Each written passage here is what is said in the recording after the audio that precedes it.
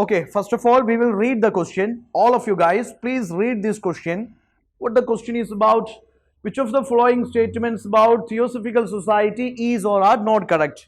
So we studied, when we go for socio-religious reform movements of these 19th, 20th centuries, of course, yes, the major reformist, revivalist movements and organizations are important. The reformers and their founding fathers, or maybe their key players, are important. Their ideas, ideologies, teachings are important. Their contributions are important. And major legislative interventions, major legislative actions, which is taken place because of such movements or such organizations, that is important.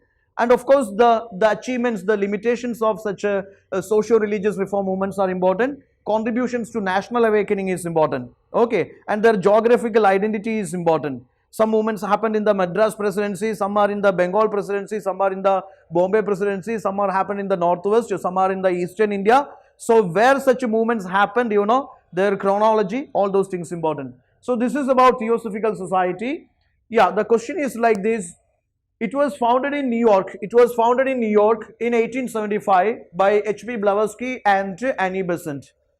See, many concepts are there, many factual informations are there in the single statement. Am I right? But you know one thing, that is, Annie Besant is not the founder of this organization. Am I right? This Theosophical Society, it was founded in, Alsha, it was founded in, yes, it was founded in USA, that is fine. But Annie Besant is not the founder. Okay, that is, we heard H.P. Blavatsky and Olcott, they are the founders. Okay, when this, it's Indian headquarters, you see that when it was shifted, established in Adayar, later on Annie Besant arrived and she popularized this movement in India. In fact, she is not founder of this society in London or America. It was in America. Okay, with that single knowledge, you see, you eliminated, this is asking for not correct one. Am I right? So with that single information, you eliminated this Bombay and this Calcutta. Okay, what is left with you? A and yes, this Delhi, 1, 2 and 3 only. Yes, let's go for the second one. Brahma Samaj was an offshoot of the Theosophical Society. See, we know that in India, the reformist movements, that is started with Rajaram Mohan Roy. Am I right? He is regarded as the father of Indian Renaissance. Okay, in fact, Brahma Samaj happened first. He was the pioneer, or that pioneering role in this India's Renaissance played by Brahma Samaj or Rajaram Mohan Roy. He was the father of Indian Renaissance. With that simple logic, we can eliminate the second statement. Am I right? Yes, they say Brahma Samaj was an offshoot of the Theosophical Society. No chance. Okay. So we come to the conclusion that the second is also wrong statement. The question is asking for not correct. Am I right? See, UPC purposefully, put it in bold. Not correct. Not correct. You are supposed to pick here. So by knowing this second is also wrong. Yes, you will come to the conclusion that Delhi is the answer. Not correct. They are asking that Bombay and the sea you already eliminated. Am I right? So this is 1, 2 and 3 is your answer. Third statement, it abated the inquiry into ancient Jain philosophies. Sometimes UPC, make a fool of you, fun of you, by simply giving some, unknown vocabulary, some words which are not common in use. Abated, maybe many knows the meaning of this abated. Am I right?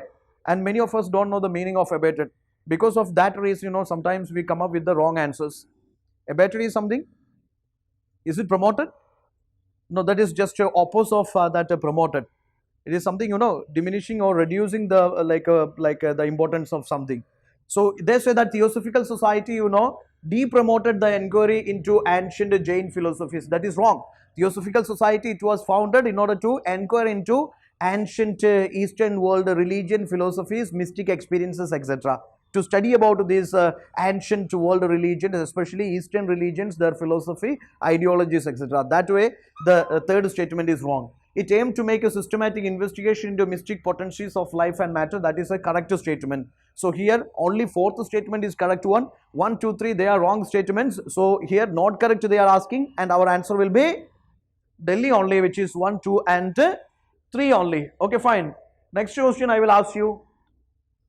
Which of the following best describes the outcome of the Koregaon battle? Koregaon battle is associated with what? Koregaon battle is associated with Anglo-Mysore, Anglo-Punjab, Marathas or Anglo-French. Which one? Anglo-Maratha War. It is a sequel to second Maratha War or first Maratha War?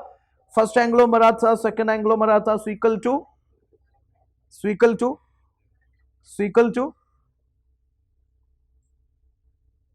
equal to, equal to, equal to what?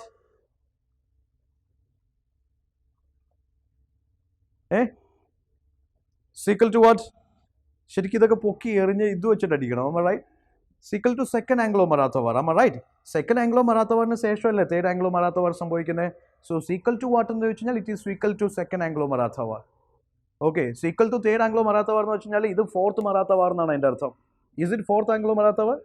അങ്ങനെ ഒരു history ഒരു ഹിസ്റ്റോറിയൻസിനും അറിയില്ല. നിങ്ങളായിട്ട് പുതിയ history രചിക്കണ്ട.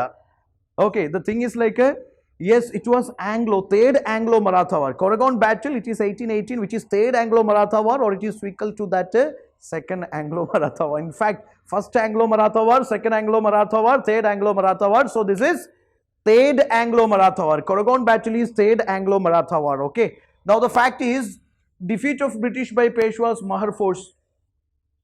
See, what is the outcome of this Koregaon battle or this third Anglo-Maratha War?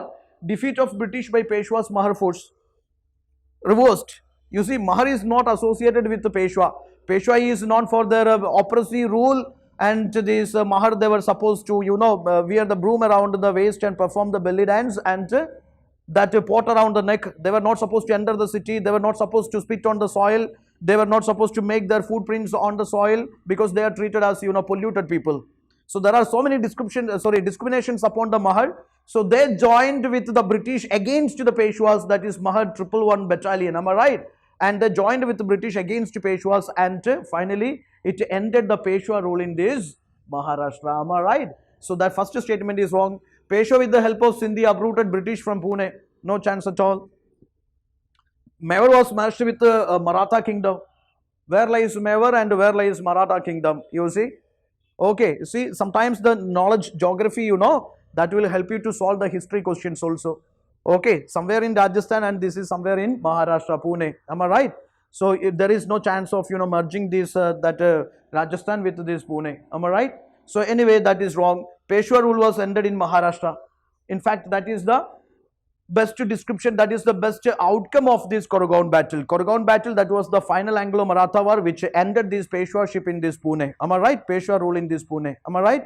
Yes. Go for next one. Consider the following statements about Wood's dispatch. Wood's dispatch is regarded as the Magna Carta of English education in India, the ultimate liberty, the three-tier structure of education, primary education, yes, secondary education or higher education. You see, that is established by this Wood's dispatch 1854, which is called the Magna Carta of English education in India. That is true only. Am I right? Yes. It proposed to downward filtration of English education in every province. Downward filtration means Macaulay says, only selected Indian people, educated people will be provided higher education, and it is their moral responsibility to educate these lower streams, lower sections. Okay, that is not this Wood's dispatch. Wood's dispatch promoted mass education, education for all, not to a limited class of few people. It is education to all, education to all. Okay, so see, it proposed downward filtration English education in every province. That is wrong. It proposed English education department in every province. English, government schools in every district. English, you see, education department in every province, and there we go. Education department in every province and government schools in every district. It never proposed downward filtration, and it never proposed this so-called aimed at educating the natives of India so that a class of public servants could be created. In fact, that is actually the aim. That is actually the aim of this Wood's dispatch. Okay, that is actually the aim of this English education policies of the British in India. Okay, they wanted a class of educated native Indians. Okay, yes, they could be the best class of public servants at the lower departments for the British East India Company. Okay, so see, your answer can be 1 and 3 only. Now, which is regarding the failure of the French in India. French East India Company exercised unlimited autonomy. Unlimited autonomy.